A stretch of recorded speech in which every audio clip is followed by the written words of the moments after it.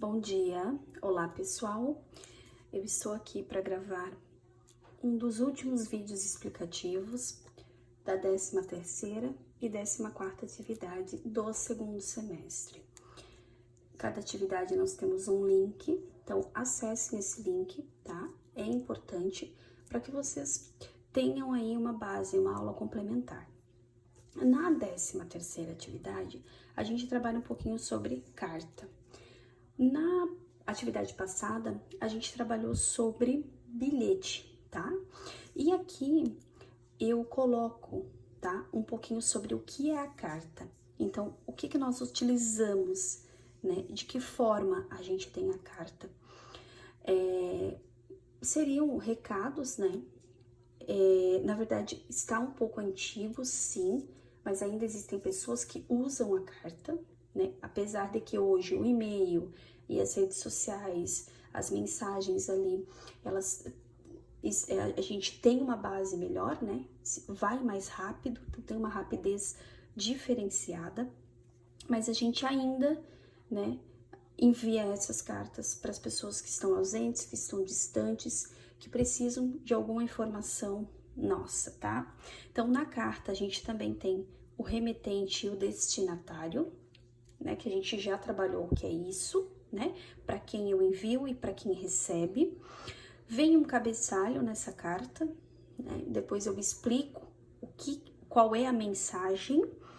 Nós temos também algo, a gente usa um vocativo, né? O que é o vocativo? É a pessoa a quem eu chamo, né? Então, por exemplo, querido, prezada. Então, esse é o vocativo, então é um chamamento. E depois a gente tem também esse PS, tá? Que significa depois de escrito. Então, inclusive esse PS a gente usa pra gente quando a gente acrescenta alguma coisa da nossa assinatura, tá?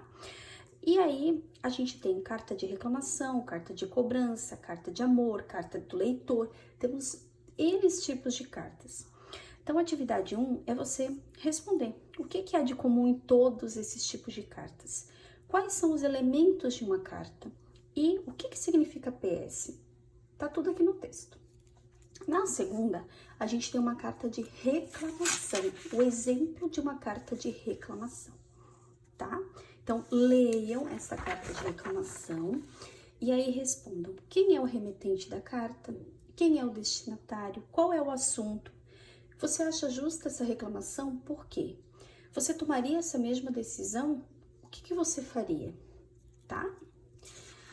Na 3, a gente tem uma carta que, em 1831, ao deixar definitivamente o Brasil para assumir o trono de Portugal, Dom Pedro I escreveu ao seu filho Dom Pedro II esta carta. Vejam então como eu separei a carta. Primeiro, o vocativo, né, que é aquele chamamento a quem eu me refiro. Tem a mensagem, daí tem uma despedida, a assinatura e o lugar e data, certo? Então, são os elementos da carta. Quem é o remetente e quem é o destinatário? Essa é a primeira carta trocada por eles? Aqui falta um pontinho de interrogação, tá? Onde está Dom Pedro I a escrever essa carta? Qual é o propósito, qual é o objetivo desta carta? E segunda carta, quando pai e filho pretendem se reencontrar? Então, está tudo aqui em interpretação. E na atividade 4, eu peço para que você elabore uma pequena carta para um colega da sua turma, tá bom? Siga as características do gênero. Então, vocês podem estar elaborando numa folhinha separada e depois anexar aqui. A próxima atividade é sobre pronomes pessoais, que provavelmente vocês já devem ter trabalhado, né? Os pronomes pessoais do caso reto e do caso oblíquo. São aqueles que a gente usa para conjugar os verbos. Então, olha lá.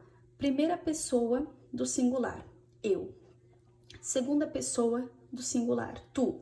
Terceira pessoa, ele ou ela. Primeira pessoa do plural, nós. Segunda, vós. E terceira, eles ou elas. Então, os pronomes servem para substituir um nome, para que não aconteça a repetição nas frases.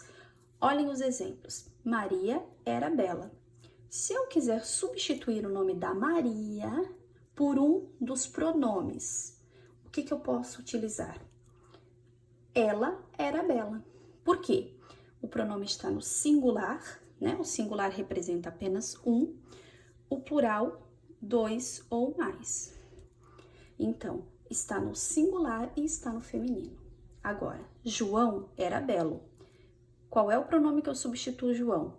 Ele, porque está no singular e está no masculino, gênero masculino. Agora, João e Maria eram belos, então eu já tenho um plural. Eles eram belos, certo? Então eu tenho que saber o número, que é singular e plural, o gênero, que é feminino e masculino, e o caso, né? Se ele é do caso reto ou se ele é do caso oblíquo, certo? Provavelmente vocês já devem ter trabalhado os pronomes, né? Vocês já devem ter conhecido, então aqui é de uma forma geral, assim, tá? Aí tem um poeminho do Contra, que é de Mário Quintana. Eu trouxe esse poeminha para vocês responderem algumas questões e trabalharem os pronomes, né? Sobre o significado da palavra contra. Qual dos significados se aproxima melhor do poema?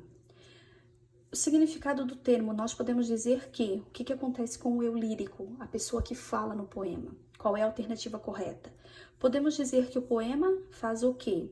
Quais são os pronomes pessoais que você encontrou no poema para escrevê-los aqui? Esses pronomes, eles pertencem a que pessoa? Então eu quero saber. Eles pertencem à primeira, à segunda ou à terceira pessoa? Eles pertencem ao singular ou eles pertencem ao plural? É isso que eu quero saber aqui na letra E, tá? Se é primeira, segunda ou terceira pessoa e se é singular ou plural. Pensando nesse momento que a gente está vivendo, qual é a lição que o poema passa pra gente? A número 2, completar com o pronome pessoal, né, que está faltando. Então, você volta lá nessa tabelinha que eu coloquei, veja o pronome pessoal que se encaixa melhor aqui. E a número 3, você vai reescrever as frases aqui embaixo, usando esse pronome que está aqui no finalzinho da frase, entre parênteses. Então, você vai colocar este pronome dentro da frase, tá? Aonde está faltando ali, você vai reescrever a frase usando esses pronomes aqui. Cada frase tem um pronomezinho no final, certo? Então, na próxima atividade, 15ª, a gente ainda vai trabalhar os pronomes de tratamento daí, né? Que são aqueles pronomes você, senhor, senhora, excelentíssima, majestade. E na 16ª atividade, eu vou trazer uma mensagem final para vocês. Fechou, gente? É isso, então, qualquer dúvida, me chamem. Beijão e até mais.